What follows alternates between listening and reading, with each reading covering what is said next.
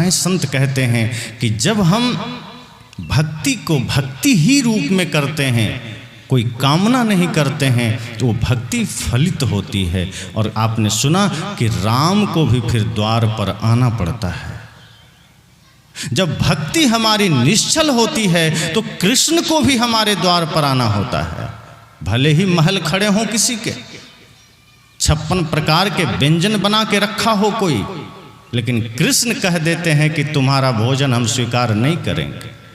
दुर्योधन 56 प्रकार का व्यंजन बना के तैयार था, कहा कृष्ण हमारा आतिथ्य आप स्वीकार करें, हमने आपके लिए 56 प्रकार के व्यंजन बनाए हैं, आप हमारा भोजन स्वीकार करें। कृष्ण मना कर देते हैं, कहते हैं तुम्हारा भोजन मैं नहीं ले सकता। दुर्योधन ने कहा क्यों? श्री कृष्ण कहते हैं 3 ही अवस्था में कोई किसी का कुछ स्वीकार करता है। कहा क्या? कहा भाव में, अभाव में या प्रभाव में। दुर्योधन का बात समझ में नहीं आई। कहा देखो भाव का अर्थ है प्रेम, कि 3 ही अवस्था में कोई किसी की कोई भी चीज स्वीकार करता है। भाव में तो तेरे और मेरे बीच कोई प्रेम तो है नहीं, भाव तो है नहीं जो मैं तेरा भोजन स्वीकार करूं। और दूसरी बात है अभाव।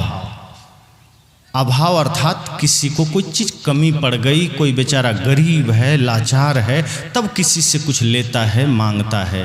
कृष्ण कहते हैं कि अभाव में तो मैं हूं नहीं, तुमसे ज्यादा सामर्थ्य मेरे पास है, तुमसे ज्यादा दौलत मेरे पास है, तो मैं तेरा भोजन दूसरी अवस्था में भी स्वीकार नहीं कर सकता।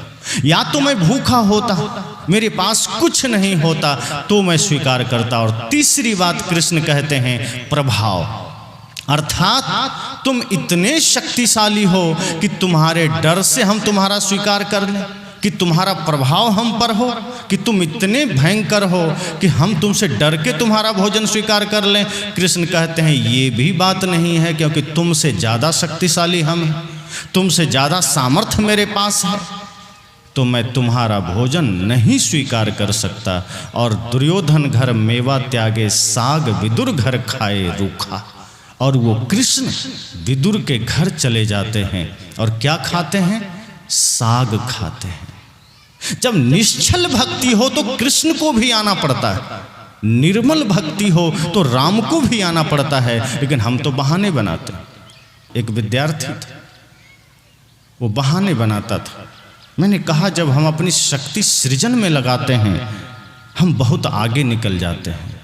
जब हम समाज उत्थान में अपना शक्ति लगाएं, माता पिता अपने बच्चों को सही संस्कार देने में शक्ति लगाएं, तो आज पुनः हर घर में भगत सिंह जैसा बच्चा जन्म लेगा, पुनः श्रवण कुमार जैसा बच्चा जन्म लेगा। लेकिन बचपन से ही आप अपने बच्चों को वो संस्कार नहीं देते जो हमारे ऋषि मुनियों ने अपने बच्चों को दिया था, या जो हमारे सनातन संस्कृति में बच्चों को दिया जाता था। आज हमारे बच्चे वो भौतिक और पाश्चात्य संस्कार ग्रहण करते चले जा रहे हैं कि माता की भक्ति क्या होती है, पिता की भक्ति क्या होती है, गुरु की भक्ति क्या होती है, राष्ट्र की भक्ति क्या होती है, इसका उसे ABCD भी पता नहीं होता।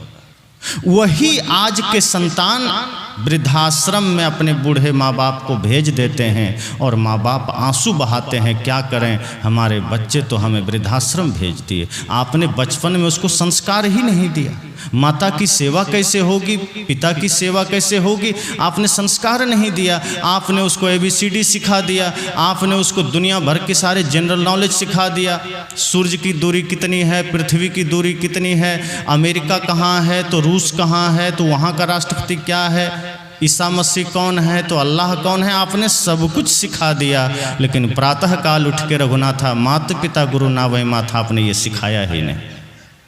और जिस दिन आपने ये सिखाना शुरू कर दिया कि मातृदेवो भव, पितृदेवो भव, आचार्य देवो भव, निश्चित मानिए हर आंगन में श्रवण कुमार का जन्म होगा। फिर कोई माँ वृद्धाश्रम नहीं जाएगी, फिर कोई पिता वृद्धाश्रम नहीं जाएगा।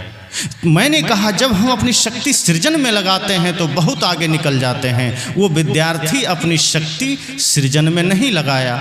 शिक्षक ने कहा कल तुम लोग 4 चित्र बना के लाना, चूहा, बिल्ली, कुत्ता और गाय। सभी चले गए, होमवर्क था। दूसरे दिन सभी विद्यार्थी चूहा, बिल्ली, कुत्ता और गाय के चित्र बना के लाए। और वो जो बहानेबाज था, जो पढ़ने से ज़्यादा इधर उधर लड़ने में मन लगाता था, निगेटिव में मन लगाता था, वो चित्र नहीं बनाया। वो खाली कॉपी ला के मास्टर साहब को दे दिया। मास्टर साहब सबका कॉपी जांच किए, देखा सबका सही है, चूहा, बिल्ली, कुत्ता, गाय। लेकिन वो आदमी देखा खाली कॉपी। मास्टर साहब कहते हैं इधर आओ, तुमने नहीं बनाया? उसने कहा सर बनाए थे। कहा तो हुआ क्या? कहा क्या बताएं, बहुत मुश्किल से बनाए थे। कहा तो है कहाँ? कहा पहले चूहा बनाया, और चूहा बनाने के बाद जैसे ही बिल्ली को बनाया, बिल्ली ने चूहे को खा लिया। मास्टर साहब भी सिर ठोक लिए। कहा कैसा विद्यार्थी से पाला पड़ गया। कहा अच्छा ठीक है बेटा, तो ये बताओ अब बिल्ली कहाँ है? कहा सर हमने कुत्ता को जैसे ही बनाया, कुत्ता के डर से बिल्ली भाग गई। मास्टर साहब कहे अच्छा ठीक है, तो कुत्ता तो होना चाहिए, इसमें तो कुछ भी नहीं है, कुत्ता कहाँ गया? कहा सर उसके बाद हमने गाय का चित्र बनाया और हमने सींग थोड़ी सी लंबी बना दी, उसके लंबी लंबी सींग से कुत्ता भी डर के भाग गया। मास्टर साहब का अच्छा बेटा ये बताओ तो गाय कहाँ है? कहा गाय बना के हम लेते ही आ रहे थे, रास्ते में एक किसान हरी हरी घास लेके जा रहा था, गाय देखी और भाग गई उसके पीछे, इसलिए मेरे तो पूरे मेहनत पर पानी फिर गया सर, क्या करें? सर ने कहा तुम जैसे विद्यार्थी हो तो स्कूल का तो बंटा ढार ही हो जाएगा। यही शक्ति तुम चित्र बनाने में लगाते तो इससे बढ़िया बना लेते, लेकिन बहाने खोजने में तुमने लगाए, नहीं बनाने पड़े इसमें तुमने लगाए और तुम उसी में सफल हो गए। लोग कहते हैं लादेन इंजीनियर था, लेकिन उसने अपनी शक्ति संसार को विनाश करने में लगाया। रावण ज्ञानी था, लेकिन उसने संसार को नष्ट करने में शक्ति लगाई। बड़े बड़े आतंकवादी जो पकड़े जाते हैं, आप सुनते होंगे कोई IITian होता है, कोई इंजीनियर होता है, कोई बहुत मतलब शिक्षित होता है, वैज्ञानिक होता है, लेकिन वो अपना मन, अपनी शक्ति, अपना विचार नकारात्मक में लगाता है, मारने में लगाता है, हिंसा में लगाता है। और जहाँ नकारात्मक शक्ति है, जहाँ हिंसा है, जहाँ नफरत है, जहाँ घृणा है, संत कहते हैं वहाँ शांति हो ही नहीं सकती।